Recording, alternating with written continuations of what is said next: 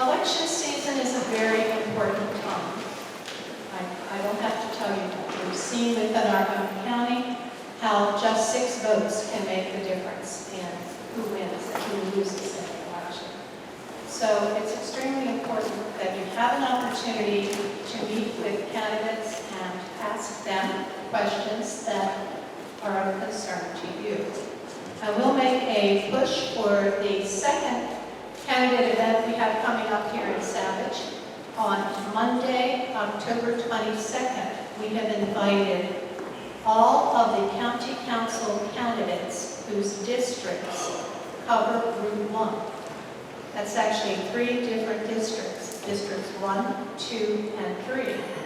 And although people in Savage can't vote in District 1 or 2, we think it's important to start to build a relationship with those who could be on the council, because as we've learned, it takes more than 1 vote to get anything passed. So please come out for that evening.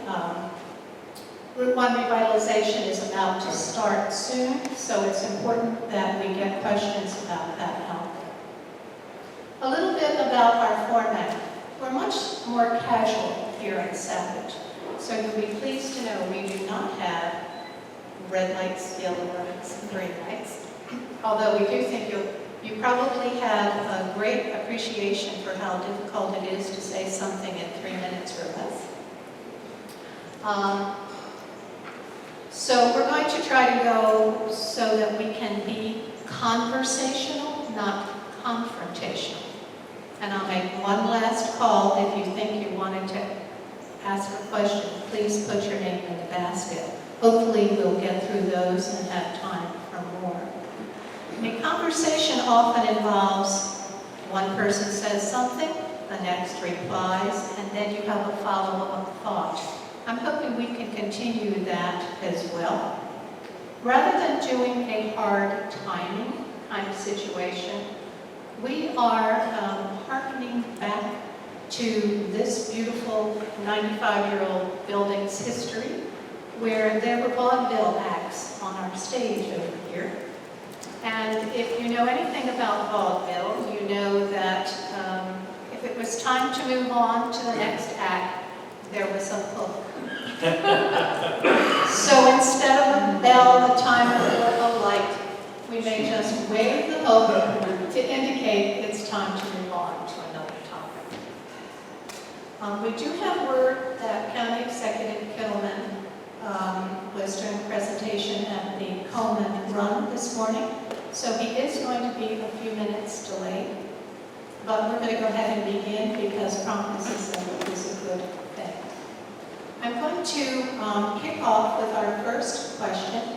We wanted to start with kind of a softball one, but I assure you we will not be asking boxers and please.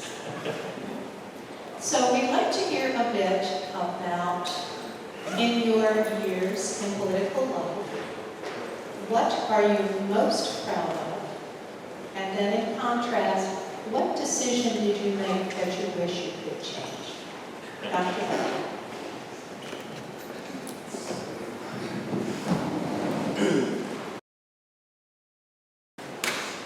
Good morning, everyone, and thank you so much for coming out. I really appreciate your commitment and your dedication to our community.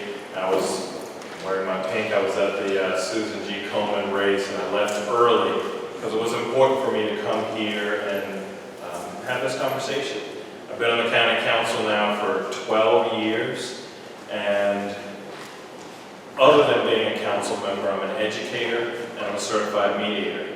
So one of the things that's most important to me is, whenever possible, is bringing people together and creating win-win solutions, which I've found has been increasingly difficult in some of these times, but that doesn't mean that we should stop trying. It doesn't mean that we should stop working together. So I guess my most proud moments are when we can have those win-win solutions, when in legislation there are what feel like opposing sides come together for something where we can have everybody agree. I think probably the times that I have felt less happy about our decisions are frankly right around now. those election year, last-minute deals where we're having to make those political calculations that aren't necessarily always in the best interest of everyone's future. And I find that the larger the decision that needs to be made and the closer to the election, oftentimes that's when we see some of the worst decisions made. And so I've tried, this is now, got into the council in 6, ran again in 10, 14.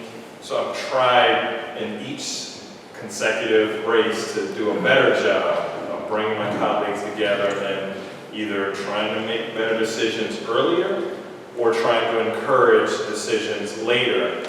And then when we can't, when there are those important things, making sure that we take as much as we can of politics out of it. Thank you. I realized in my haste to get going, I failed to give you the opportunity to introduce yourself or to introduce Savage to the people in the crowd who do not live in Savage. I just wanted to point out that one of the reasons we wanted an event here in Savage is because we sometimes think of ourselves as the red-headed stepchild or the forgotten piece of the county. And because so many people in Howard County are new to the county, meaning the last 25 years even, very few are aware that prior to the construction of Columbia, Savage was the most populated area in Howard County. And at that time, just when Columbia was starting, Ellicott City was a federally declared slum. So a lot has happened in those 50-some years, but Savage remains a small town that very much wants to keep that small town feel, and that's why we think it's so important to have our candidates here to get a better understanding of our town. Now let me give Dr. Ball a chance to start from the beginning. If you want to make some opening. I tried to integrate it there. Okay. I'm going to pass the microphone to Ron now to ask the next question. Thank you very much, Susan. Sorry, Alan isn't here at the moment for this particular question. But I will hear it on video, and I'll address it to you, Calvin. First and foremost, we want to thank you and Alan for your support in the Savage community's effort to keep the parkland behind Mill away from the developer's plan for the Savage settlement. I think it was we're grateful for that, and certainly is more to do. And we'd like to know what continued efforts you think you can make toward us having some control over what happens behind Mill. We don't want an 18-foot wall. You know what that does to a steep slope. The example is Ellicott City. Great question. And so to my former point, this is a great example of how sometimes decisions made in election year are actually better. So for the last several years, many of you have been fighting hard against this swap and showing your concern. And I've had those concerns. And it was only, I think, recently that now in an election year, we have our county executive who has come along and shown those same concerns. I think that we need to have the community having input and being a part of that decision making and being part of the conversation. And as if I were so honored to be your county executive, I would bring everyone to the table and continue to work on a mutually beneficial solution that respects property owner rights, but also respects the community and the environment.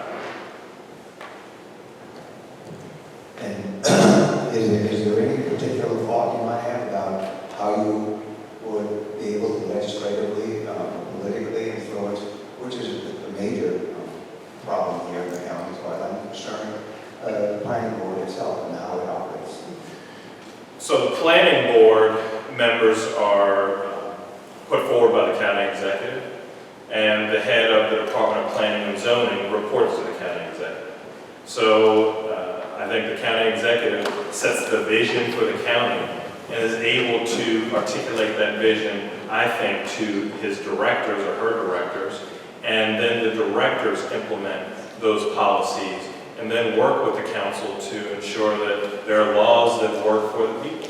And I think putting forward planning board members to the county council who share our vision and our values is one of the most important things that a county executive can do when it comes to land use related to addressing the planning board concerns. Well, thank you. We'll look forward to that. I see that County Executive Kittleman is coming across the lawn, and I will go ahead and repeat the first question, and then let Ron repeat his question, and then we'll get into the exchange. No rest for today. That's where all of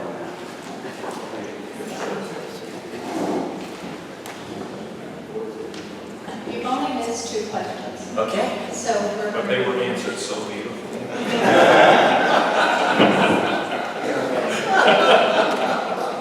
So we're going to repeat those. If I can remember what they were. Oh, the first one was, in your political life, can you tell us which action or decision you made of which you are most proud, and then one where you wish you had gone differently? Okay, and you were interested? Yeah. Obviously, the first one would be the vote for marriage equality. I was the only Republican in the Maryland State Senate to support marriage equality in Maryland. I worked strong for that. I think it actually defined my time in the Maryland State Senate, that I was someone who works across the party lines, who does what I think is right and doesn't do what the party tells me to do.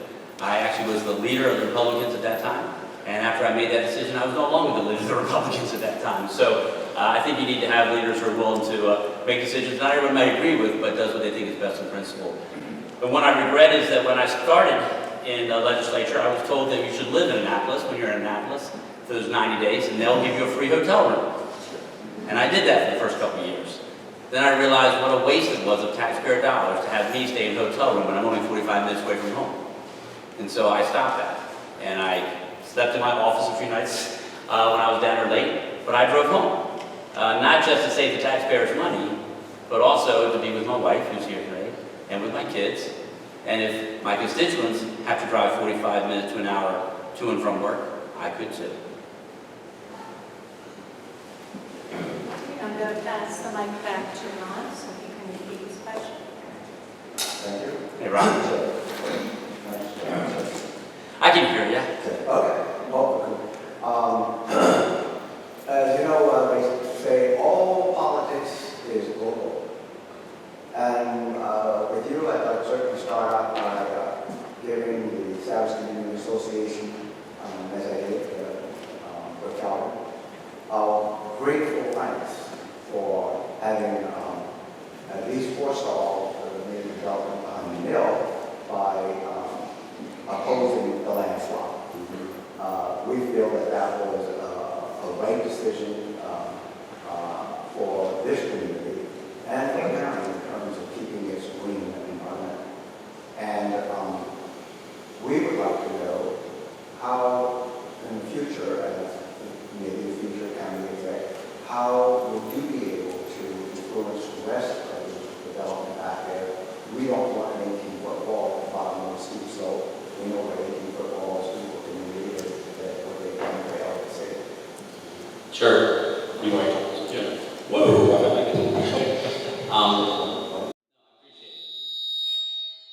guess they turned Ron's off. That's right. You doubled mine and turned Ron's off. First of all, I appreciate your comments. I think it's important. I think the community was very influential in me making the decision not to go forward with that. I will tell you, though, the biggest problem we have is the fact that, as you know, it was previously zoned business, and it was the zoning board and the county council prior to my taking office who changed it to residential. So we wouldn't even have this issue right now if it had stayed business. but if it voted residential, I know Dr. Ball supported that, which is fine. That was his decision to make back then before I was in office. But I will work with those who are developing what they decide to do in the future. The land swap won't go forward, so they'll have to come back with either their original plan and talk about how we can deal with that. But I'll work with the community like I have in the past, and I'll work with the developer and try to make sure that we come up with something that's acceptable to everybody.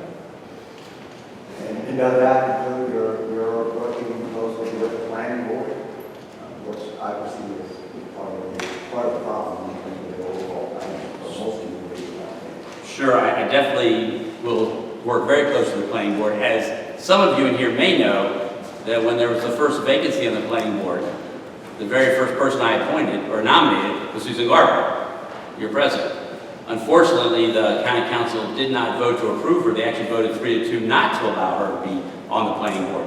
Again, Dr. Ball was the deciding vote to keep Susan Garber from the planning board. I think that's something that people need to make sure they understand. I thought it was very important to have someone from the Savage community on the planning board, but that didn't happen. But I will work very closely with the planning board and also with the community. I think the community input is really important. Thank you. Thank you very much, Ron. A follow-up question to that issue would be, now that the swap has been stopped, would you support the state's recommendation that the property be purchased by the county and preserved because of it being in the green infrastructure network, being a targeted ecological area, and having rare, threatened, and endangered species? Maybe I'll just jump over here now. I certainly am willing to talk about it. I wouldn't say yes right away, because I think it's something you have to discuss. I have to talk more with the state about it. I don't know as much as you probably do about how the state feels on that, on the Department of Natural Resources. But it also is owned by a private individual, and so I certainly wouldn't advocate that we would take it without their agreement. But it's something that I'm open to discussion, but I'm also want to work with the person who owns it to make sure what's done is the best for the community and is also their private property interest. So as many of you know, the swap was just stalled very recently, although for years it was starting to progress, and only under Mr. Kittleman did our Department of Recreation and Parks and some of our departments even think that that was a possibility. And so I think this is a new development as far as, from my perspective, purchasing it. I do think that we do need to invest in our green infrastructure, and so that's something that I would strongly consider. I'd have to look at the financials, see what the owner would be interested in. Oftentimes, whether it's that or ag press, we have certain processes, and we evaluate how that investment of taxpayer dollars would actually influence what we're trying to accomplish. And so I'd look at that. Sometimes in some areas they actually even score the property and how much that'll help.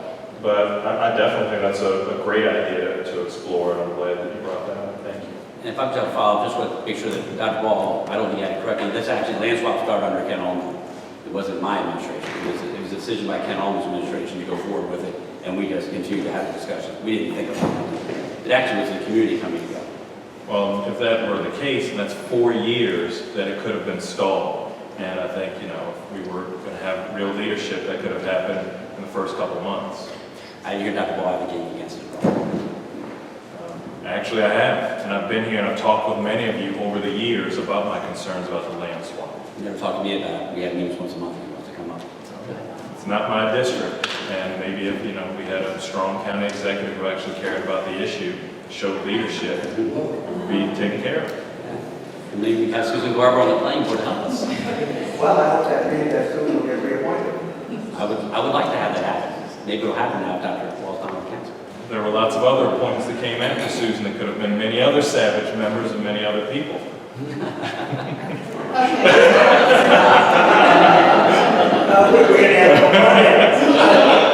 Everybody awake now? I think it was very similar. I call it choose responsibility. You missed our explanation. It's because there used to be 1 million acts here, rather than a strict timing. We would just use the old-fashioned Would you pull us off? for when it's ready to move on. All right, at this point, we're going to have Ron draw names out of the basket, and Ellen will read the name, and if it's you, you're invited to come up here to the central mic to ask the next question. All right, I'm drawing the first name out of the basket, my hat. You could wear as a hat if you want, Ron. The first name you will be happy to know is Stu Cohen. Good.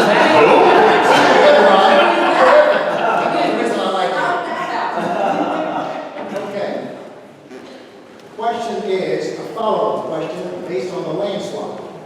Do you gentlemen think it was fair for us citizens not to be able to talk about the land swap at the planning board? Where was our due process?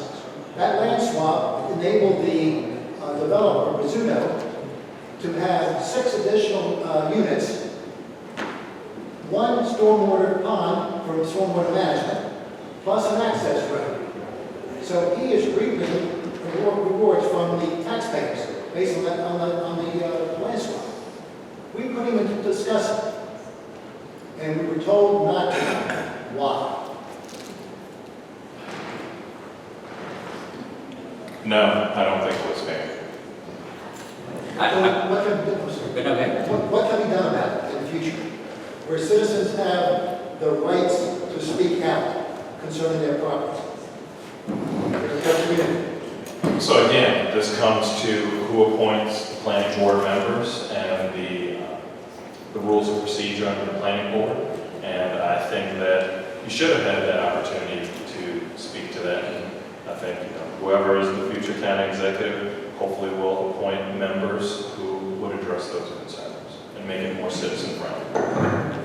I think that won't know that it's more of a legal issue. When you're working as a quasi-judicial body, you can't have ex parte discussions sometimes. And so that might be some of the issues there. We can look at changing the law to change that, but I think it's a more complicated legal issue.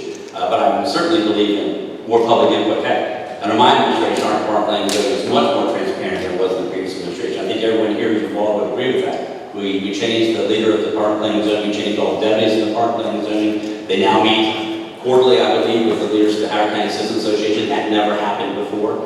We've reduced development waivers dramatically. We are making and holding people accountable like there never was before. And so I believe that has been very positive. And I'd certainly be willing to work on what we have to do to try to change it and allow more accessibility to planning board members. But the same thing is true with zoning board members or board of appeal members. They have that responsibility under the law, and we have to change the law.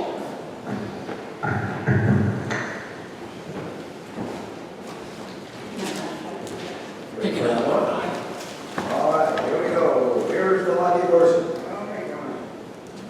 Okay. Fred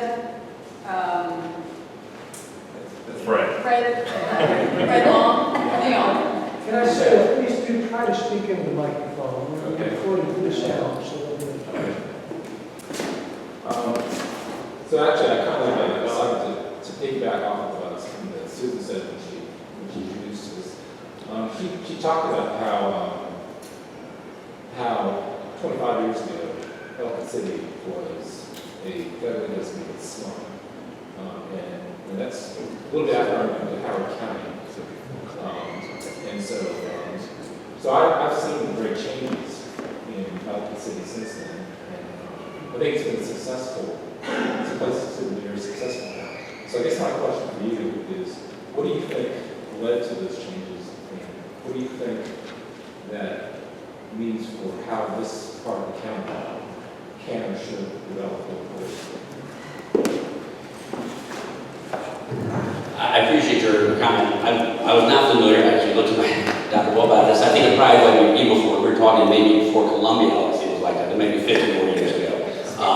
So it might be quite some time ago. It was the 50? 50 years. Okay, 50 years ago. So I'm sure a lot of that developed with Route 40, and working on Route 40 and working through the Ellicott City communities. Of course, Savage has a tremendous history as well. Savage is a great place. When I went to high school, my friends came from Savage, were out in high school with me. I played Little League baseball here at Savage Park. Savage has been a great place for many, many, many years, and we continue to, we need to continue to invest in Savage. I know our administration helped work with Kittleman and Ball, the state delegation, also with getting the lines, the cords out so we can use the open area here much better. Bowman Bridge, we work on Bowman Bridge. We've been working on the Hearst property with Susan and others for quite some time on Route 1, trying to figure out how we can have a better entranceway into this area. And I can tell you, Susan and the other members who serve for the community on the RFP committee on that property, only one bid came in. And they asked us not to accept that bid, and we said no, out of respect to the community. So we're still trying to work with the community to figure out the best way we can have that happen, to make sure that that property on Whiskey Bottom is something that's good for the community, something that's going to be better for our community. So I think what happens is you have to continue to have community input, like I've talked about. My goal has to make sure that we have more and more community input. We have something called Plan Howard Academy, which I'm sure some of you have served on or been into, to get you to better understand the development process. And that will allow you to be more involved in decisions that we'll be making. And so I think it's much more about community input and about investment in the community.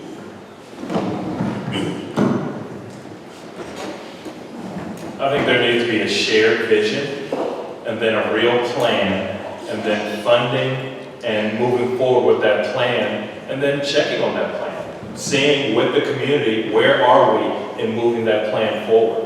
I think there has been a lot of conversation and talk about Ellicott City, a lot of working with the community on various plans, a lot of investment in the budget, and I think that here in Savage, we could benefit from that. We could benefit from a community conversation about what is our shared vision, where do we want to be in the next 50 years, how do we create a plan upon which we can agree, and then how can we incrementally over the next decade invest to ensure that we're actually achieving that plan so that in 50, 60 years from now, this small, wonderful other mill town in Howard County has the same kind of energy and excitement like that you referenced in Ellicott City. All right. Next question. All urgency, all. Paul, feel free to take the mic now. That's what I'm going to do. Good morning. Good morning. First of all, I'd like to thank both of you for your many years of public service.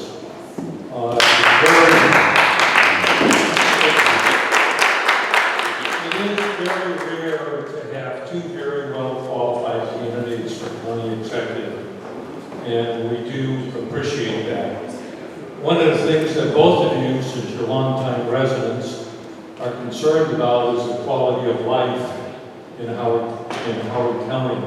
So my question is, I'm a member of the DC Metroplex BWI Roundtable.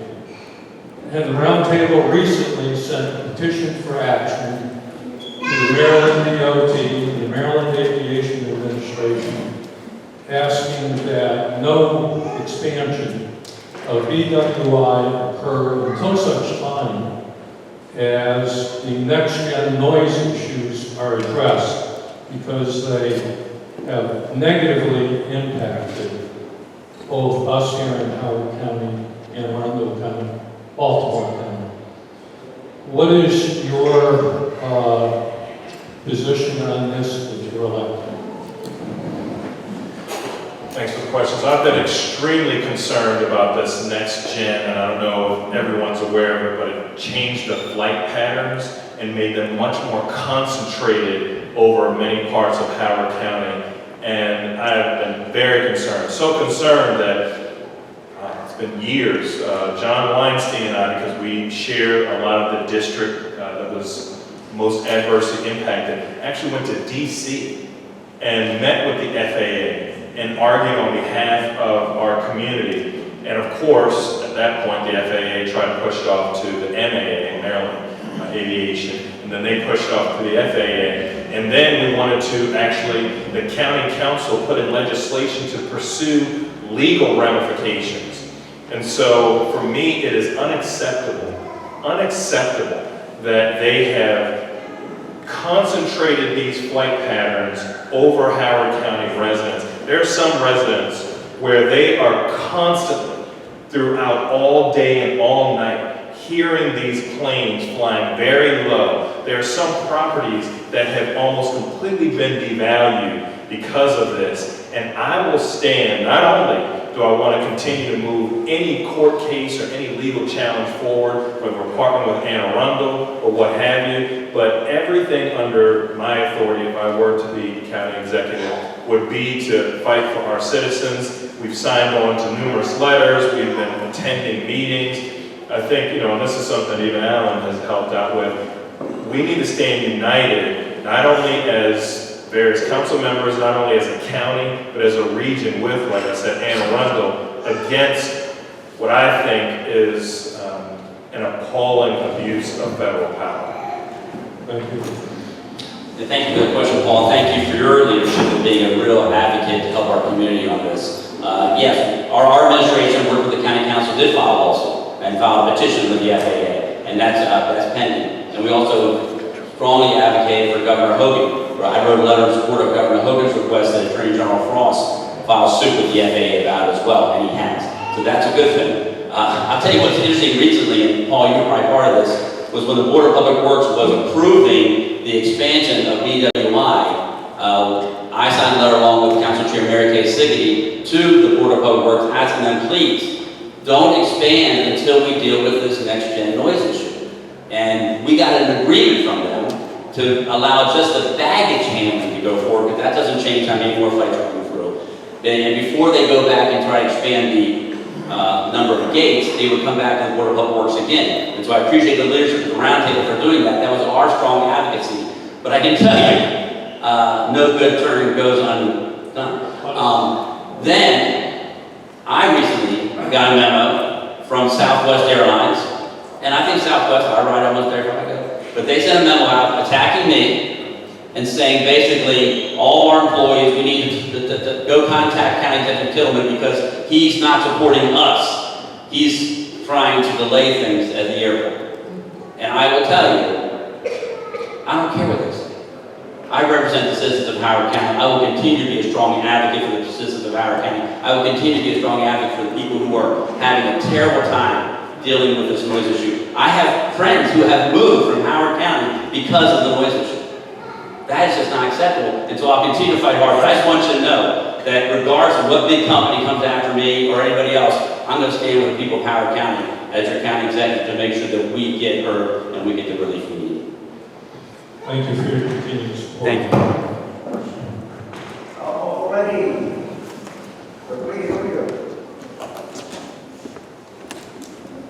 Chris Lavin? Chris, Be back here. what? Be back here. See how fast I can make this question. I'm Chris Lavin. I'm from Kingston, Private, from the Hills, my daughter, Anjali. So, as you both were aware, the International Panel on Climate Change this week.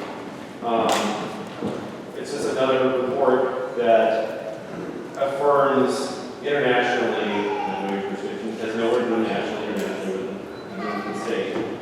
But for my daughter's sake, one of the things we're seeing a lot of times in this county, Ellicott City's an example, but it could be here, it could be anywhere in the county. Higher precipitation events. Higher precipitation events, thunderstorms getting worse. Other meteorological events might get worse over time. This is scientific consensus. So my question is to deal with how, as a county, what is your position in terms of making our county fiscally responsible for resilient planning?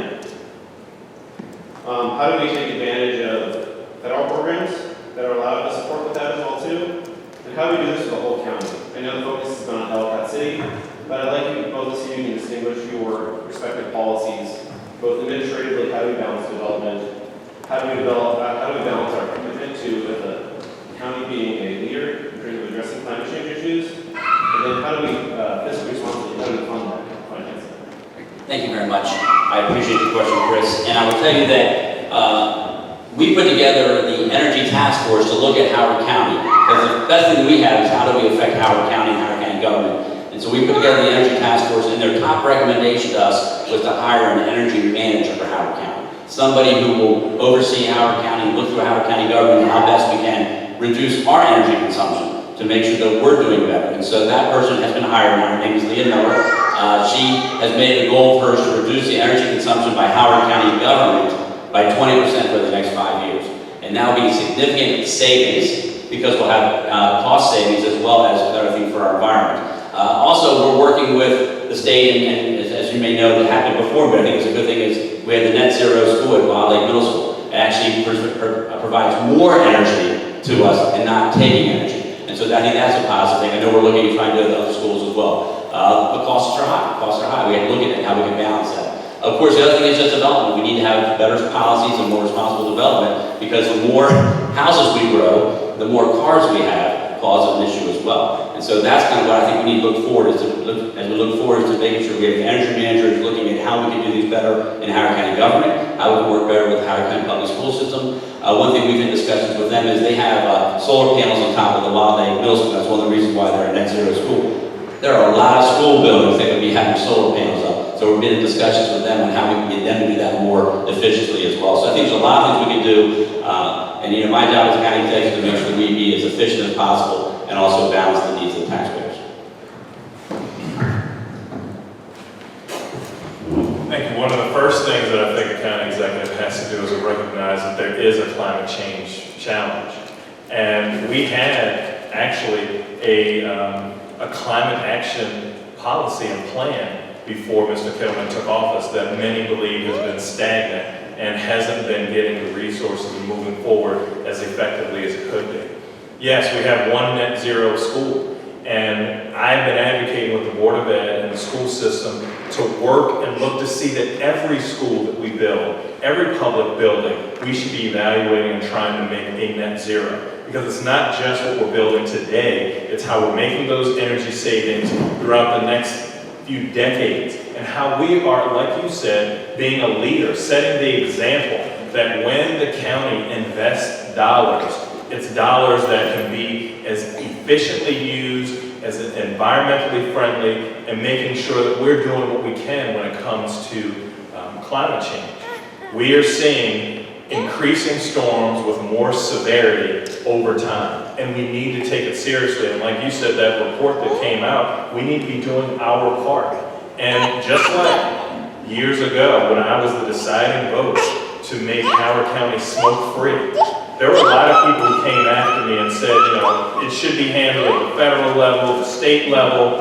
And at that time, I knew that if Howard County set that example, others would follow. And that's what happened. Soon after when Howard County did it, the state did it. And now there are a whole generation of kids, and much younger than many of us in this room, who don't know about restaurants when you have to go in and have a smoking section and what have you, because in Howard County, we led and we set the example, and I think under climate change, we can do that again.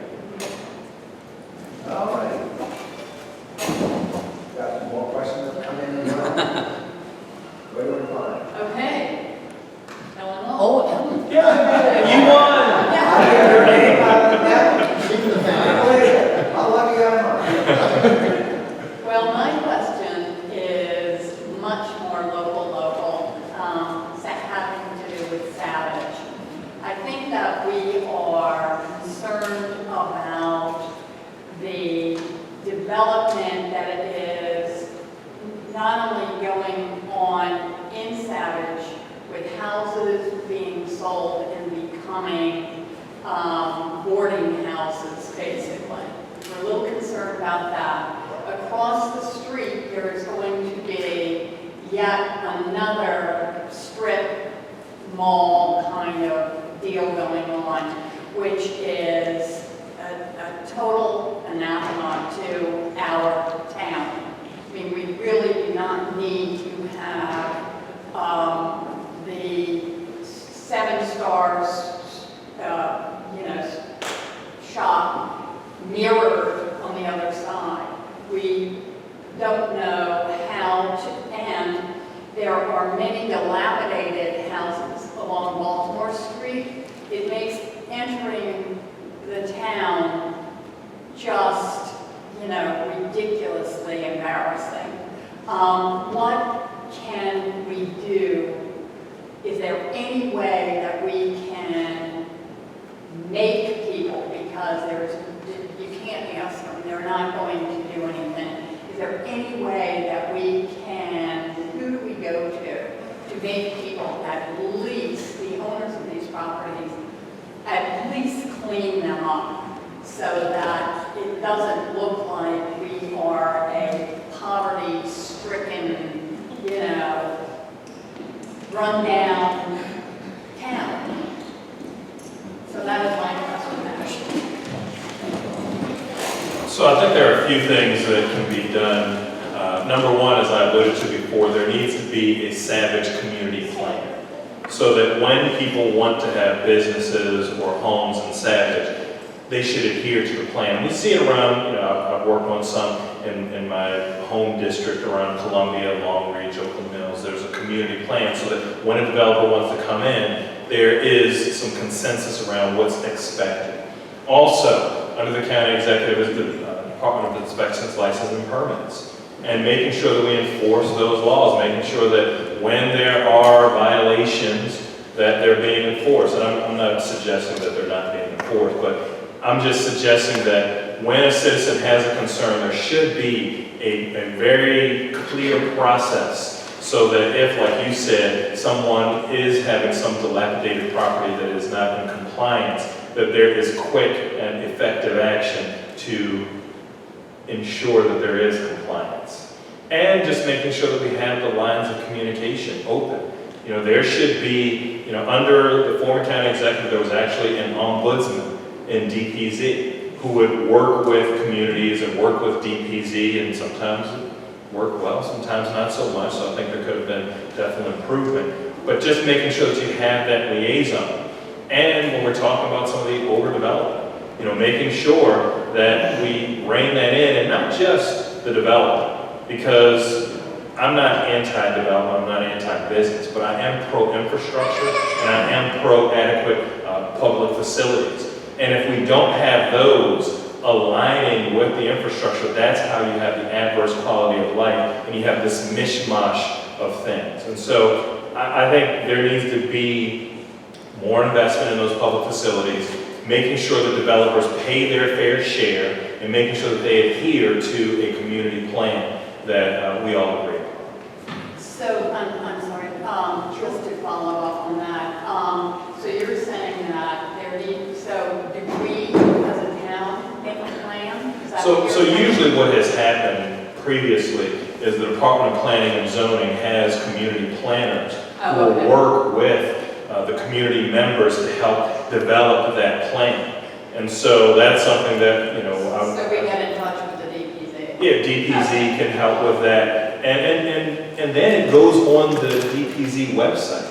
And so there are other examples, and you can see them, of different communities who have had these master plans. And then sometimes, you'll see like in Ellicott City, much more rigorous, structured process of a lot of various plans. And so I think that is what's needed, that kind of support. And, sometimes there's a funding element, but that investment of DPZ to ensure, because most people are working, they don't have the planning background, and to have that support from the Department of Planning and Zoning, from the Department of Public Works, and then actually publicizing an official community plan that anybody who does come in later on and say, well, I want to develop this property or what have you, they can go on the website. And there are certain elements, things that we agree upon, things that are objectives of the community, elements that you really care about, that they should be aware of, that we have agreed upon, and that then we can point to and say, you need to adhere to these standards for our communities. And as I said earlier, our Department of Planning and Zoning is much more transparent, much more open than it was previously. And so we already have that ability to come in and talk. And so, yeah, we certainly could be doing that, Ellen. I think that's a good idea. It's also about zoning.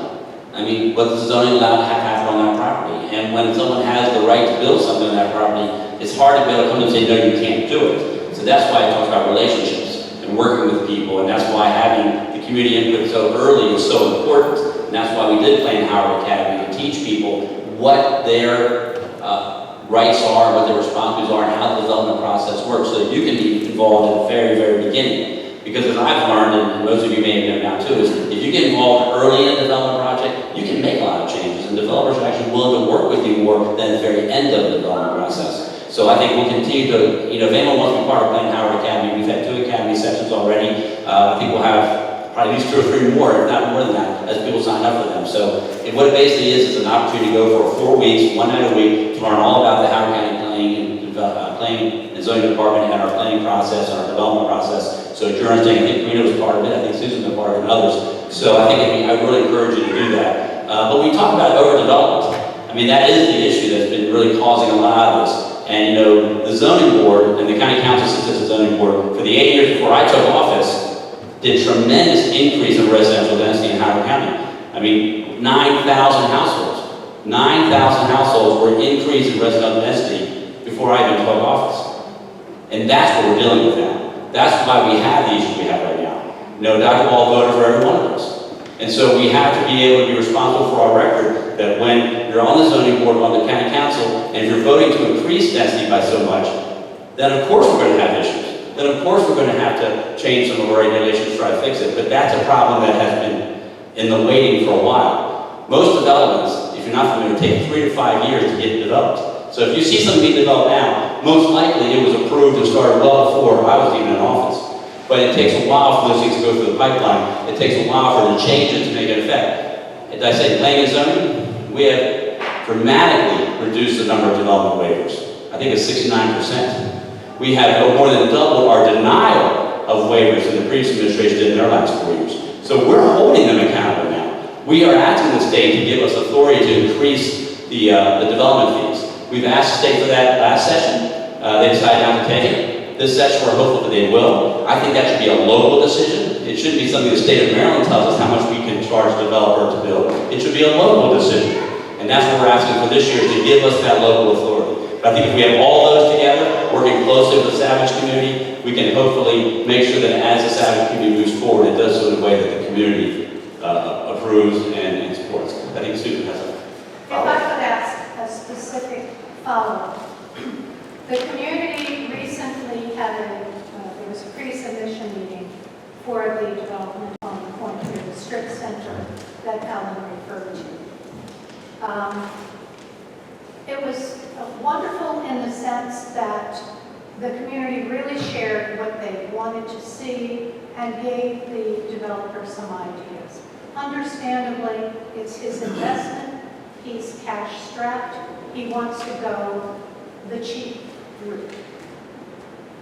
I've been in contact with GPZ to find out, are there grants, tax credits, etc., that could help in a sustainable community like Savage. But I'm also curious, is there a way that the Economic Development Authority could take a look at Savage and help with a project like this? And then similarly, are there provisions to help people whose homes have become deteriorated? Are there government programs that could assist them? There are, and certainly the Economic Development Authority is a good place to start, and have them work with the property owner to figure out how best they can move forward. And with regard to homeowners, there's a program called Renew Howard that allows folks who live in their properties who might need some help, fixing up. I mean, it really was envisioned more as a program where if somebody wanted to downsize, and they want to sell their house, but they hadn't had some things done to it, and people wouldn't buy their house until things were done to it, it would enable them to be able to do that. That's a program that actually started under the predecessor. And then the first year we couldn't, no one was really using the funding, and we had the $16 million deficit, so we didn't put the money in the first year. We put it in subsequently, and we have money available so they can work through, I think, the Department of Housing and Community Development, and try to figure out ways in which they can help them. So folks who maybe have an older home, he has to put a new roof on it, or something. A lot of times people can't sell their homes to some younger couple because they're not going to buy a home, they got to build a new roof. But we can be able to put a new roof on it and help somebody, then they'll come in and buy their home. So there are programs like that. I can talk to you more about that, but I think that's a good suggestion. And we certainly want to, if there's any kind of development happening that causes an issue for local folks who live nearby, we should see what we can do to help them if they're adversely affected by development.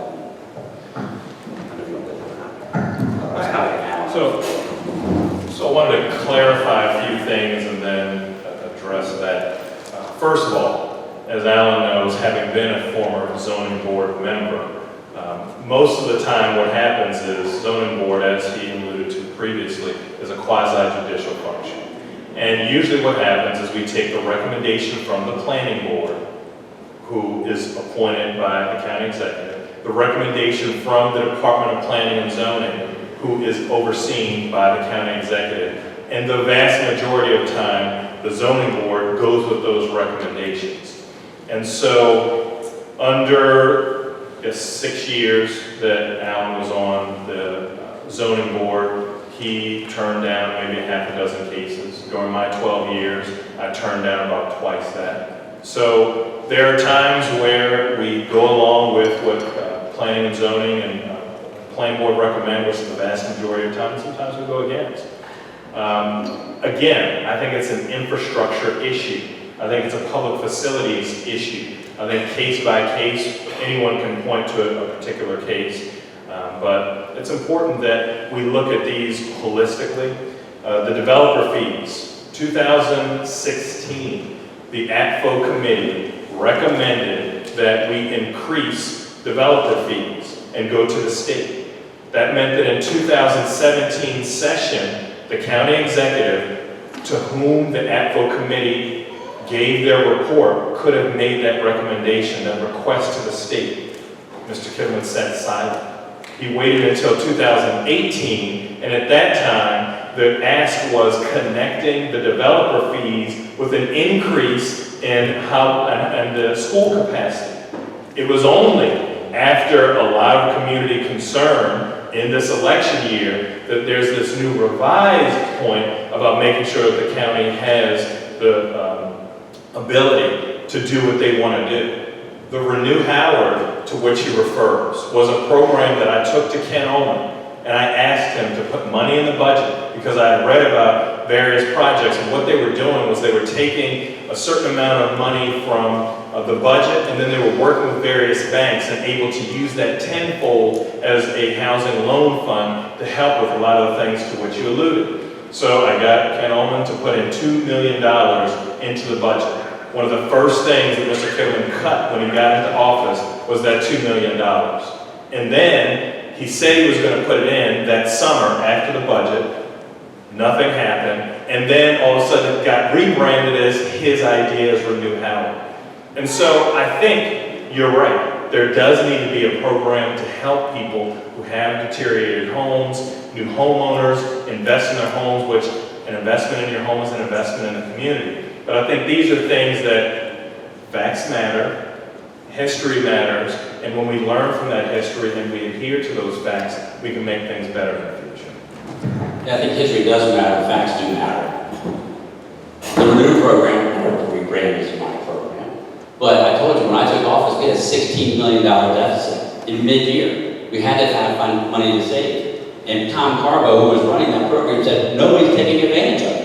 You can use that money to help us with the deficit. We'll put the money in next year's budget, and that's what we did. We didn't rebrand it, kept it the way it was. But what's so interesting is he talks about his development votes of his. 9,000 additional households. 9,000. Not 90, not 900, 9,000. And he talks about DPZ and planning board. Those votes were in the prior administration, not during the last 4 years. They're from 2006 to 2014. He voted to increase our housing density by 9,000. So it wasn't the planning board that I appointed. It wasn't the DPZ that I was in charge of. The DPZ that I'm in charge of now makes it very clear that we are trying to make sure that things are done properly and people are abiding by the rules. That's very, very important to me. And he talks about the vote we did in the past. He's been asked in other forums, give us one example of where you voted against residential density increase. And he hasn't had one. I voted against Maple Lawn. I know he'll come back later and say, well, Alan says how nice Maple Lawn is. It is nice. I like Maple Lawn, but I think it's more dense than it should be. And when I voted for it, I put an amendment in having more commercial and less residential. Because I thought it would be better for our county if we had less residential and more commercial. I did the same thing with the project across from Kiwanis Falls Park. It's a townhome community there. They had a commercial zone, they wanted to change the residential. I voted no, because I thought it just stay commercial. It's right there at Route 40 and 144. And now Mary Woods Elementary is one of the most crowded elementary schools we have in the county. That's what I did when I was on the zoning board. That's what my philosophy is, for us to make sure that we don't overbuild and that we make sure that we think about what's going to happen ahead of time. So when someone says and tries to get you to think that it was my PBC wasn't involved in those 9,000 additional households. That was the prior administration. And Dr. Ball, no other council member has voted for more density increase than Dr. Ball. I see the hook. So more people can ask questions. We'll move on. Ryan England. Oh, Ryan, this is Ryan. I visit Ryan. Ryan. Thank you very much for this. Thank you. I want to talk about influence. I'm sorry, what? Influence. Influence, okay. Yes. Now, so disproportional influence. And recently, something came up, but we've already fighting this influence where it seems from outside. Probably know in particular the one that we've been working on in Newtown.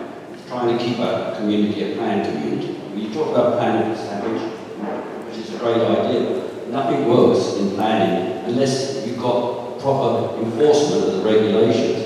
And then you get these influences come out. Just recently, there was a bill, CB68, and it just, CB68, it comes out and it gives benefit to one group of people, a change of date, a misinterpretation of a date, going back, instead of saying 2017, it said 2016, but there's no justification for this. And now we have, that bill got tabled or dismissed, and then coming up Monday, we got this bill, CB73.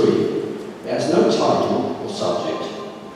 So how is the public supposed to have notice without the title and the subject? And you have something that's just sort of a bland type of bill. So I tried to get information from Mary Kay Sickety to put this bill forward. I don't get a return phone call, I don't get a return email. And this is, to me, this is an influence from outside. It only benefits one company, and that's Royal Farms, and one of the things about Royal Farms, a lot of people like it to have a Royal Farms, but to have it following the same regulations that we have in Newtown. So again, would you address the outside influence, disproportionate influence of companies in the community? Thank you.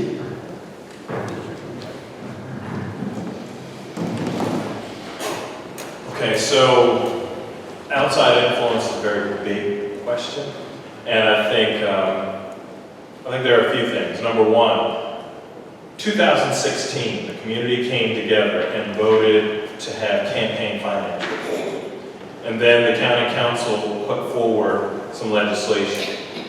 Alan did support campaign finance reform under that legislation. Even, not only did he fight against what was question A, that ballot initiative that the community supported, but then he vetoed the county council. And oftentimes, people who are concerned about outside influence, who are concerned about campaign finances that will give a bigger voice to certain entities, they're concerned and they want to have some sort of finance reform. So that is one on the big question.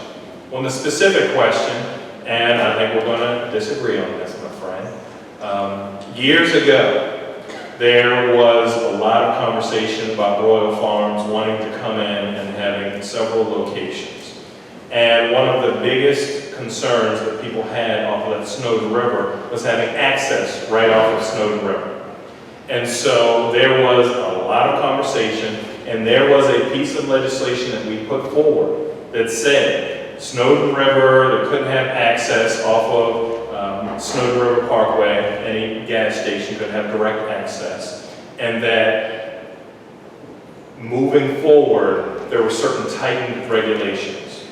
The understanding of everyone involved, because that passed by overwhelming, it might have even been 5-0, at least overwhelming majority of the county council, was that that particular gas station was so far along in the process that anybody who would move that far in the process would be able to move forward. Then, my understanding, and again, Mary Kay put the legislation in his chair and has had more conversation, there was a change of heart at DPZ, and it was interpreted differently. And so I think that this is seen as a corrective bill to move forward with what was the agreement. And so that was my recollection of the agreement, was not to stop a particular gas station or to stop competition. It was to tighten up the regulations, and Royal Farms did not fight that bill because it was their understanding that they would be able to move forward. And now years later, when they're trying to move forward, they feel, I think, that the rules have changed. And I think that that's not fair. I think, and again, I know we're probably going to disagree. Well, no, I get that, but we talked about planning for Saturday. We talked about planning for Columbia. Columbia for planning. The design guidelines and the guidelines for our area, which is built for the industrial are not being followed for this development. There's not the right setback, there's no berm, completely different there's regulations there that should be being followed, are not being followed. That's part of the plan community. That's why you have design guidelines for the industrial park. So again, it should reflect, like the gas station across the road, it should be exactly the same as that. And so that the cracking on that property, not only a mega gas station, but a mega car wash as well, without parking. I mean, this does not fit the regulations of our industrial park. And our industrial park is meant to be a high-class industrial park. It says that in the document. And that's why Val said he changed his mind on this, and he says it's got to be blended with the park. Well, it doesn't. And then to give them special treatment, they chose the way, that's their fault. They could have, if they carried on, you're right what you said, but they chose to ignore that and come and lost the opportunity. That's their problem. We shouldn't have a special bill just for them to correct the mistake, their mistake. And I'm glad that you referenced that Val changed his mind. Now, I think you're right as far as the details. I have not... He's the one who enforces the regulations. He's meant to enforce the regulations of Columbia. That's his job. They're planning his own, not... I agree with that. And I think, and again, the agreement was that everyone would come together and move forward with that gas station under certain parameters. Now, if the parameters are not being met, I think that is a different conversation. What I'm hearing, and again, we have a hearing coming up, I'm going to keep an open mind, but what I'm hearing is that, like you said, Val changed his mind, and that the gas station, Royal Farms, did not fight that legislation at that time because it was their understanding that they would be able to move forward. Now, we can talk about the details. Maybe at the end of the day, they don't move forward, they're not adhering to the regulations. That's a different conversation. My understanding is that right now, and I talked with the Office of Law briefly, Val could perceive it just as everyone filed the legislation with the legislative intent that that agreement was moving forward. That's correct for the record. Don't put on me, I haven't talked yet. I was just going to suggest that after your answer, we go to the lightning round. Okay, good. Sounds good. What I want to say, first of all, just to correct the record, the legislation that was passed was 4-1 vote, Greg Fox voted no, but that legislation did not cover what Dr. Ball was talking about. It was amended by Dr. Ball in that legislation that grandfathered in Royal Farm. Dr. Ball put that amendment in, and when they came to us, the Park Planning Zoning said, and the Office of Law said, no, they don't follow that because their SDP had elapsed, and they had to come back, and they're no longer where they found it. So with Dr. Ball's amendment to try to let them grandfather in, our Office of Law told us, no, it doesn't. You have to have a new bill. So when we talk about changing mind, the changing mind was not, we're enforcing the rules, and maybe that when that initially was done, I don't know if you remember, Brian, you remember, they got a waiver to go off of Snow River Parkway. That was a waiver.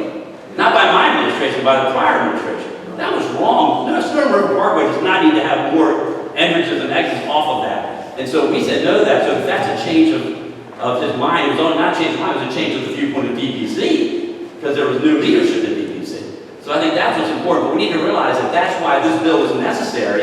If that's what the county council wants to do, that's what the bill is necessary, because the only way I could read it, and I sat down with a representative from Royal Farms. I said, that's not what the bill says.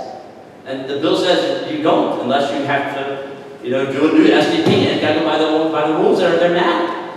Anyway, go back to the other thing he brought up, and wasn't close to your question about campaign finance. Just to clarify that one, I support campaign finance reform. I support a voluntary system, just like we have the federal government, just like we have the state government. The difference, and that's a fair difference, is I don't believe your taxpayer dollars should be taken that could go to schools, that could go to other things, and give to a political candidate who you might not support. Now, if you voluntarily give the money for that, that's fine. Then you voluntarily have said, I'm willing to let them do that. But to take your taxpayer dollars and give it to a political candidate who's running against the person you might support, I think it's wrong. And that's why I opposed it. So it wasn't that I'm against campaign finance reform. Most people who think of campaign finance reform think of the voluntary system where you check off on your taxes and you go to the federal or the state. They don't think about your tax dollars going to pay for a politician to run a robocall to come to you against the person you might support. All right, time for another question. Is it lightning round? What's that mean? Try to keep your. 10 minutes or less? I'll give you 20. Wayne Davis. Oh, there's Wayne. Yeah, hi. Well, thank you. I'm not sure what the lightning round is going to be doing, but, It's talk fast. I'll talk fast. Thanks a lot. I really appreciate you both being here and, doing your best to abide by the ground rules that Susan had laid out in the beginning. A couple questions. They're kind of related to the swap and this general issue of the development and the protection of the local Hudson River. I totally agree with you that the citizens should be able to participate and learn about development, whether it's legally required or not. That was the one thing, because I know there was a question here about participation on a zoning board matter, and you answered that legally it wasn't required and this and that. I was hoping that I was going to hear that you were just saying, yeah, well, legally it wasn't required, but really need to get that input so we would have, another opportunity for the public to weigh in. We just have a lot of very wonderful historic areas right over here, connected on the Little Hudson River. And I am concerned the river is very heavily polluted. It has a legal TMDL associated with it, which is from siltation, mostly due to development and runoff. And we have a self-storage facility in Guilford, which we understand due to zoning, it wasn't required to have public notice. It wasn't required to let CA know or the county council know. I would like to know if that, if you think it should have been done differently, or Mr. Ball, Dr. Ball, how you would handle that kind of a situation. But right now, the community is still asking for that entrance to go off of Guilford Road, which the county has the capability not to force. Nobody's asking about a legal hammer, which is all Val mentions. Is, we're legally okay to do this. It's legally illegal. But can we talk about it? Can we sit down, as you've mentioned, and have the community sit down with the county and the developer and try to at least understand all that's going on? We do respect the rights of developers to develop their property. Nobody's questioning that at all. So, okay. And we're concerned about the water quality and the Little Hudson River. Sure, Dr. Wayne, I thank you. No, thank you for being here. Thank you for your question. And I agree with you, that was not done right. The law didn't require it, and so they didn't do it. And I know that Judge Ross, I believe the county council, fixing that. I can't put that last one. Is that this one? Is that last one? Whatever. She put in legislation that we all agreed upon that they should be required to have notification to the surrounding, even if it's not in a residential area. And so I apologize that wasn't done. And so I certainly support that. With regard to, the county's had many discussions with the community, and the developers had many discussions with the community. And this has been a long time coming, and I know that it's my understanding that engineering-wise it doesn't work because of the slope, and there might be some different opinions on that, but they say it doesn't work And so that's why I think the best thing we can do, and it goes back to you and Ryan, maybe you and I will have to agree to disagree, is that we're building that path. That path is going to be even better than the road, and it's going to be a continuous path now. People wouldn't have to leave the path to go into, I know what everyone thought was a trail, but was technically a public road.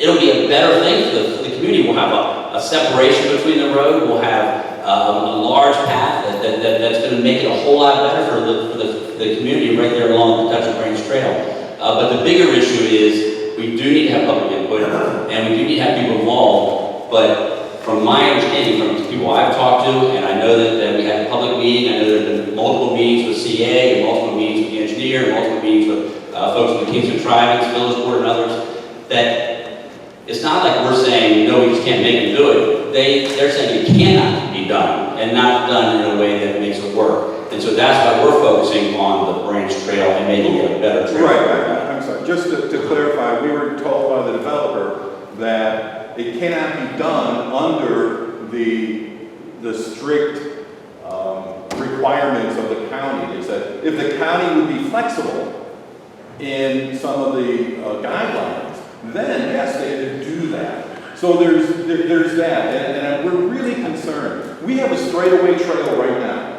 It's been there for 25 years, Old Guilford Road, beautiful historic area. And now we're going to take this and widen that road, put more impervious surface in the floodplain. This is not up, this is in the floodplain. I'm concerned that the land that the developer gave to the county, although it's a very small strip of land, 230 square feet, that they couldn't use that for the floodplain.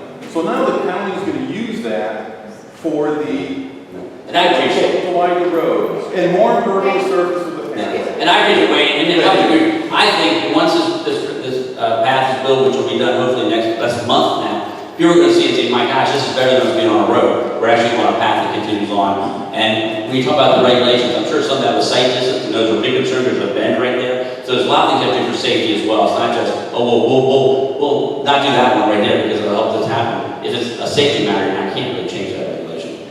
I'm not perceiving a difference in. Okay. Perhaps you could follow. Okay. I'll try to do my best. I agree with your concerns.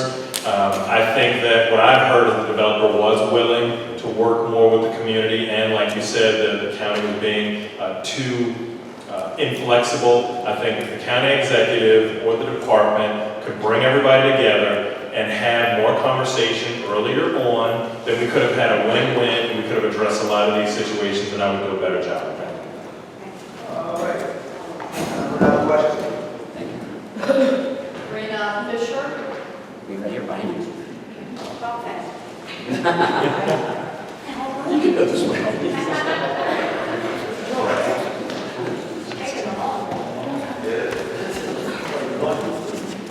Okay, so this I'll make very quick. Developer fees, you already brought those up. What I'm curious about is making sure that it does not get brought up and then nothing happens. I've made a point to speak to several delegates and senators, but as you know, we need a majority of the senators, which is 2 out of 3 to vote yes, and we need a majority of the delegates, which is 5 out of 9 to vote yes. I want to know specifically, who are you talking to make this happen this year, because our infrastructure needs those developer fees to raise up? That's my first. Second thing, in the term of the next county executive, the general plan is going to come up for review, and also the zoning rewrite. Specifically on the general plan, are you thinking of how to get school site planning and the green infrastructure networks on the general plan? And then with zoning rewrite, what specific changes would you support to help with overdevelopment from stopping to happen going forward? I hope that was good enough. And I'll be as quick as I can. And also, I apologize. I think it's 10:30. I need to leave fairly soon, but I just want to make sure, because I know we both have other commitments to get good as well. Real quick, on the first part was, remind me. Developer fees, yes. No, I've talked to Senator Gazzoni, and I've talked to Delegate Eversole when he was chair. Now I know it's Perry Hill, I believe. And so they gave me, when I was talking to Eversole and Gazzoni, committed that they would definitely bring it up this next session, and I'll continue to talk with them. So that's the first one. That's a quick one. And then with regard to the zoning rewrite, I mean, the Ag Public Facilities Ordinance, and Dr. Ball's already mentioned it, that is a major way in which we deal with how to deal with infrastructure and school thing. So the zoning rewrite may not do as much with Ag Public Facilities. There might be other ways to deal with that. The bigger thing with the zoning rewrite is to make sure the public's involved. And as you know, we had the first phase, 40 public meetings, 400 people involved, I think 700 recommendations. We'll do the same thing with the zoning rewrite to make sure. But I think the big thing is, you want to have a county executive in charge of zoning rewrite. We didn't support 9,000 additional households. And the second part of that was the general plan review. How do we get school sites and green infrastructure networks on our initial development plan for the county? No, I think that we can continue to work with, now it takes a pretty big development to have a school site. And we did that now, we worked with Turf Valley, we are purchasing some development there. So to have a school site required would take a pretty big development, and not all are that big. But we certainly can work on the green infrastructure. I think we do need to work on that better. We need to have a green infrastructure network. We've been working with recreational parks and also planning and zoning on that. So we would certainly include that. I think even Susan Garber brought up one time the importance of having environmental sustainability, environmental preservation areas in the east as well as in the west. All right, lightning. I would support this. Excuse me, Dr. Ball, if we can excuse Mr. Kittleman. I'm going to make his next appointment. And you won't have to speak as quick, but if he wants to hear your answer, it'll be on too. Okay, thank you. I really apologize. I need to be somewhere. But okay, that's good.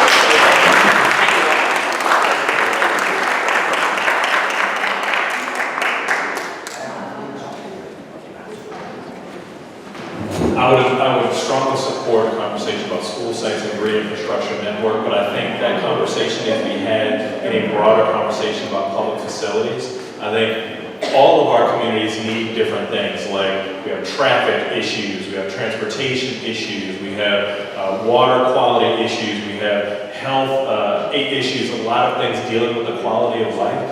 And so I think the next general plan needs to really think about those things. As it relates to development, the 2000 general plan, which guided development, much of it overdevelopment, until the 2013 general plan was voted on by Mr. Kittleman. Mr. Kittleman voted for that 2000 general plan, which guided the development. I think that you're very astute in recognizing that it's the general plan, which then moves forward with comprehensive zoning, which then guides the development for the next decade. And what happens is the closer you are to a general comprehensive zoning, the fewer zoning cases you can have, because the two standards for zoning are change in the state. And right after a general plan, it's very difficult to prove change in the state. That happens more so over time. So what happens is when you have the 2000 general plan, which Mr. Kittleman voted for, and then you had comp zoning in 2003, you pretty much had for the next 7 or 8 years the zoning board's hands tied to that general plan and that comprehensive zoning. And it was only maybe in 11, 12 when you started saying more and more zoning cases, because people were able to make a more credible case that further along from the 2000 general plan and 2003 comprehensive zoning, that things could have fallen under the criteria of change in the state. So I actually testified before our delegation in support of increased developer fees. I didn't just talk to one senator or one delegate in a room that maybe the conversation happened, maybe it didn't. I actually testified so that the entire public could hear that I strongly believe that we needed to increase developer fees. I'm very concerned that when you look not just in how the developer fees are here in Howard County, but in how it relates to other jurisdictions around us, we are not leveraging the taxpayer dollar and ensuring that we have the infrastructure that we need to not only keep up with the pace of development, but ensure that we have the kind of quality of life that we need. Thank you.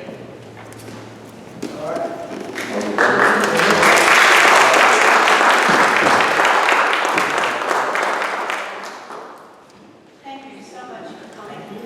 I want you to know that when we advertise the event, we try limiting it very much to folks right here rather than countywide. But we will have a tape available so folks countywide who care about our issues in Savage can also read it. The event I mentioned on October 22nd is advertised for everyone, particularly along the Route 1 corridor. So I want to remind you, October 22nd, 7 to 9 p.m., the 5 county council candidates, good to have you here, Christiana, will be discussing their thoughts and proposals for the Route 1 corridor. Did you want me to do a photo? Yes. Is that here, Susan? Here. Yes. And we'll just have a closing statement. So just very briefly, I want to thank you all, not just for today, but for your continued advocacy.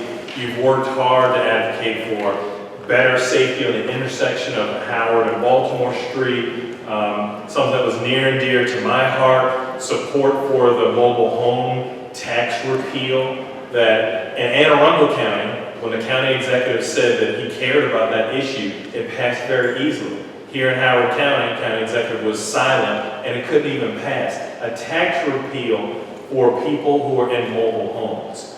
You all have been a very active and engaged community advocating for Carroll Baltimore Hall and so many different things.